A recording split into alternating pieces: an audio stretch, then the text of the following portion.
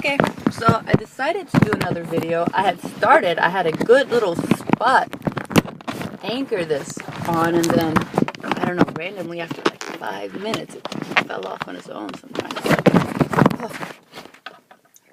oh, I give up. Not enough to stop the video, obviously. Just enough to vent my frustration. I was showing this off, Palo Santo, and I was showing how it helps diminish negative energy, and this fell down. So I don't know, maybe the post was negative, or maybe the reaction was going to be negative, or maybe I'm just overthinking it and just physics took over. Whichever one. But yeah, I'm in my car, and it's been a minute since I've been in here. That's what I said in the last video, but you're not going to see this because this is the video that I'm posting. And is there something in my eye? I always have to make sure, because I've done a couple of videos, and whenever I start, it's just like, but yeah, this video is going to be about, I didn't plan this, I just thought that I wanted to make a video for the week. It started off, I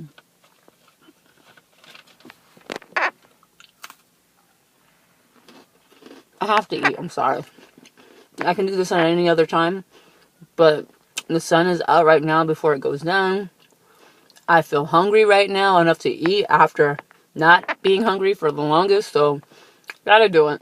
Gotta do it. And it's just a Lunchable, which means it's neat and easy to eat. Okay. I need some inspiration of where to start, so I'm pulling out my notebook.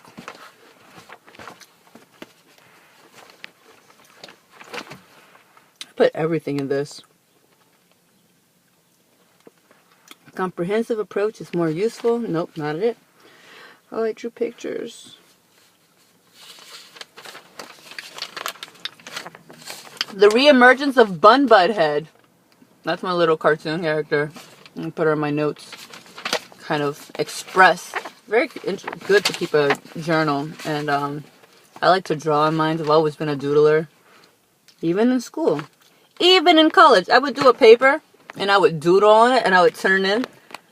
And my professors would let me get away with it. They would always wonder why I even thought to, like, take a printed paper and doodle on it. I would take tests, and I would doodle on it. And that's just who I was. Just doodler. Doodler, doodler, doodler. But, I was supposed to find something to inspire me to talk to you guys about. Recognition of need of change. Establishment of goals for change, diagnosis of relevant variables, selection of appropriate change technique, planning for implementation of change. What is this? Improve relationship with workers. Oh, this is from my management textbook.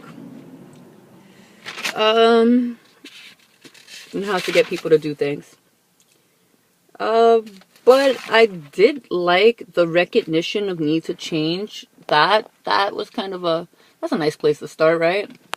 Recognition for a need to change.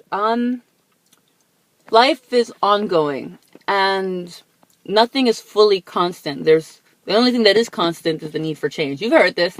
I'm not the originator of that statement. There's just the need for change. And how do you recognize when it's time to change? Various things can happen. It could be a crisis. It could be doing the same thing over and over and over, and then finally feeling unfulfilled, which is kind of like a crisis. It could be being called out on it, or just moving, or getting older. Birthdays happen.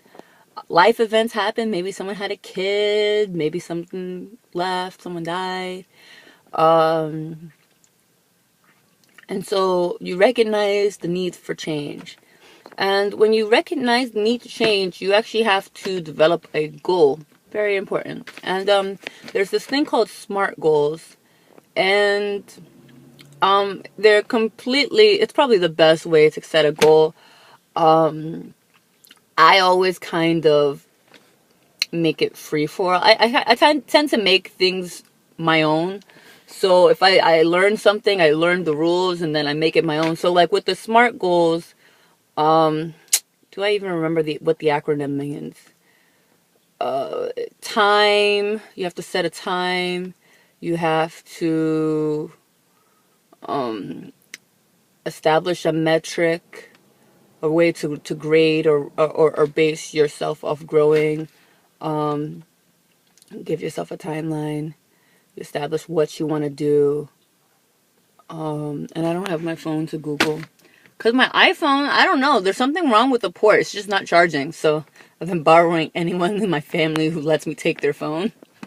Which is really awkward when it comes to networking now. Because people are calling the other phone and I am like, I can't tell them, oh, my phone is broke. Because there's just too much to explain. Too much to explain. I don't really like explaining too much. I'll talk to you. But certain things, you understand that sometimes people won't try to understand you from what it is. They want to understand you from their level of perception or their degree of what they have established for you, which is again their level of perception.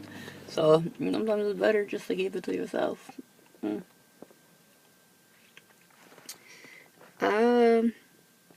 So change. There are a couple things that I'm ready to change. I'm telling you this because we're having a conversation.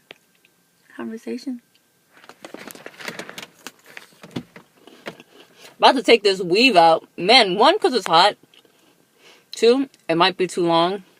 3, I have a small face. Why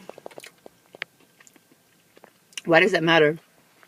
I can't wear wigs unless they're short because my features are they're just set. I have an oval face. It's called ideal. My features line up specifically and like they're evenly spaced. It's what makes whatever. Anyway, wearing big wigs cover up the ideal shape and then I start to lose features and it makes me look different. Yeah, they're like heart-shaped faces, oblong faces. Some people think I have oblong because it's a long nose, but it's actually what it is. It needs to be. It's exactly evened up. So I'm actually supposed to wear like hairstyles that are out of my face, like ponytails or like there are a lot of rules to like, you know, how you do your makeup. Like when people do their makeup, they're actually trying to create the ideal shape. They're trying to create sculpted cheekbones. That are based off of the oval face shape. And you can do your research on makeup about how that works. But again, it's aesthetics and there's actually a rule and everyone has kind of like a gravitational that makes them beautiful. But in many cases, we are trying to reach this ideal.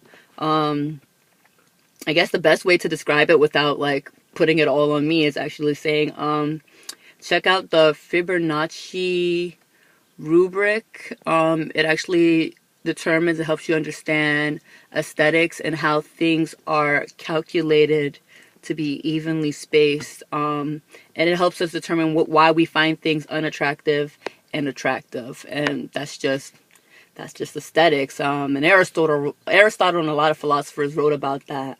And it's not my place to call it out. It's just to say that we all notice it. It's one of those things where you go to other cultures and they still find it to be pleasing. It's because it meets this naturally occurring ideal that wasn't created by man. It was just naturally present. Like certain flowers grow that way. It's why we like certain shapes, like the hourglass shape in women and men. And there are little things you can do to help that. And I'll teach you that. I'm coming out of my lazy stage. Lazy stage. I realized I was like functioning in like a high functioning depression. I'm a high functioning person. So like I was like in a little funk. I'm one of those people, the house can be burning and I'll stay calm for a period of time. And then maybe like a week later, actually to show you that I actually cared. But, this post is long enough and I'm ready to grub on my Lunchable, my Oreo cookies. So, we had our talk. And it's hot. And I'm ready to blast the radio. Actually, I'll turn it on for you. Of Japan to the Delhi. Damn, it's Introducing commercial. Boar's Head Ichiban Teriyaki. I'm done.